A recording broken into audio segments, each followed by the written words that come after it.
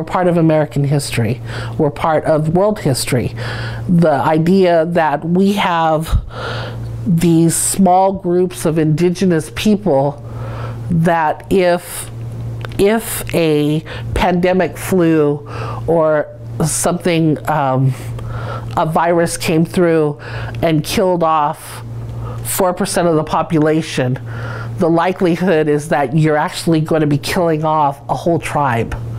And you're going to miss a whole tribe of the indigenous population of that area. We are part of this area. We're part of history, so in order to fully teach American history, you have to teach us. You have to include us, because otherwise you don't have American history. If we try to change everything that they knew to be true and impose something to tell their story, that's kind of similar to, what folks do when they're telling a Western version of history is they're only highlighting their version of the story without factoring in, our experiences, when our experiences and our history should be what's highlighted first, because it's our home. It's our homeland that they're in, our homelands. And so also when we tell our story, we're telling a more truthful perspective, because we know what our people experienced. We know this through the oral traditions, we know this through things that are recorded in our communities. We know this through things that were that have been written about and well published about the things that our ancestors had to experience in order for us to survive. And those things aren't going to be told correctly if they're told by somebody who's not Native.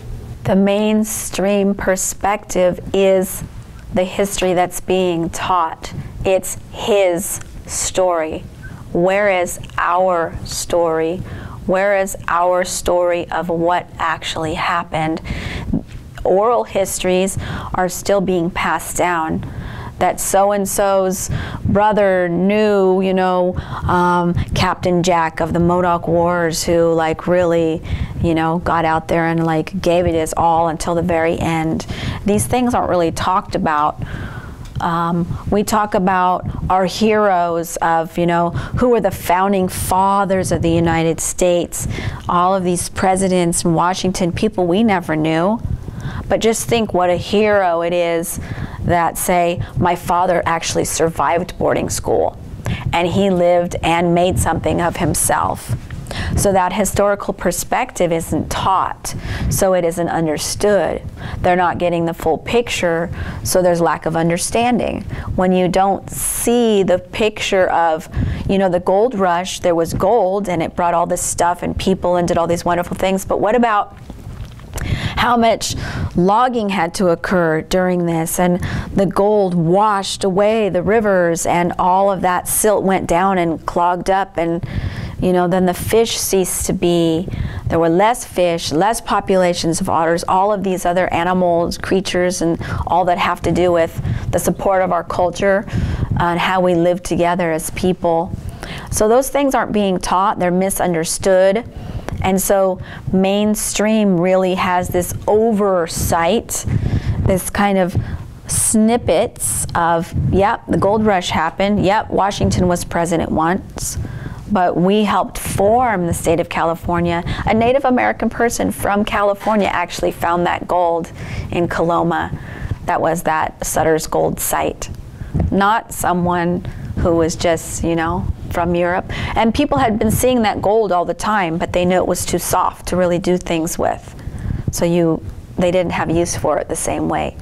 So the ethnocentric viewpoint of history that is not being taught, all of how we contributed to history is why kids don't understand our point of view at all, because they've never seen it.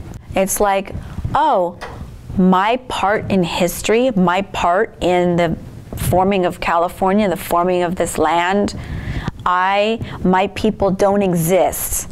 We played no part.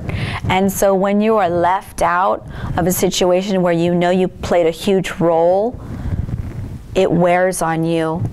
And then when you are being demoralized by only learning, oh, well, you guys were just the slaves, but what actually happened was horrible things that are not being talked about.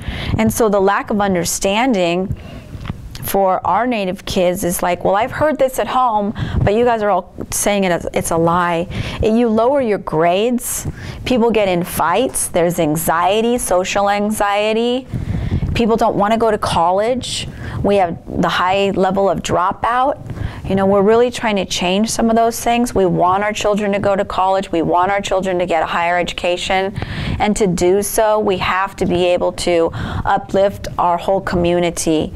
And to do that, we need to have facts that we are worthwhile human beings. And because that has been a domino effect from boarding school, the beginnings of genocide, manifest destiny, it has come all the way up through the generations of that dysfunction, of feeling less than, of historical trauma. So until we learn the truth of history, until public school teaches it, the truth from our perspective, it will continue to be. We will still have that dysfunction and higher substance abuse and domestic violence, and all of those things are connected to those past events. In order to heal those, we have to get past them. So we have to open up that wound, whether we like it or not, to be able to move on.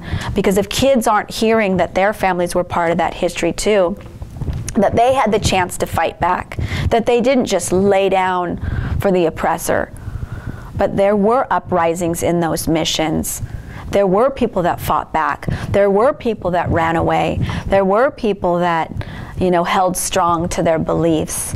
And those people aren't being talked about as much because they went against the United States government. And people who worked in suffrage, you know, and worked to help free the slaves, they get very little, or they just get a snippet. But in California, we play a huge part in everything from the beginnings of the state itself, because through the gold rush and working in the gold fields, all the way to the Industrial Revolution and working in the fields to harvest.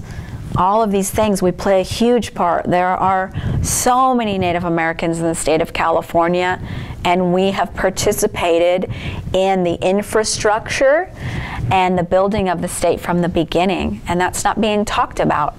So it's hard to raise our self-esteem in our youth if we are not given the opportunity to learn that truth. If you're not being taught and then you finally hear it later on, it's almost like, well, that can't be true. I didn't learn that before. So there is an unconscious ethnocentric bias in history. We don't believe that people were oppressed the same way when we ourselves have not witnessed that oppression, when we've never been called names, when we haven't been stereotyped in a very hurtful way. It's hard for us to get into another person's shoes and understand what that feels like. So history, when you start learning someone else's perspective, when they speak their truth, it seems like a lie. It seems like a farce. It seems like some fairy tale and so from some far off land, because it's not something that we can relate to until something happens to us, where you turn the tables on someone and say, when you have a person from a different group come in and they're stereotyped or their history, oh no, that didn't happen, you know, till more people can feel that and understand, then it will continue to happen. And since we still do not teach the truth in school, that bias will continue, and we need to change it now for our generations so we can feel whole and so that we can get past and heal, you know, continue that healing of some of those past atrocities. If they're still being silenced, then we cannot heal from that.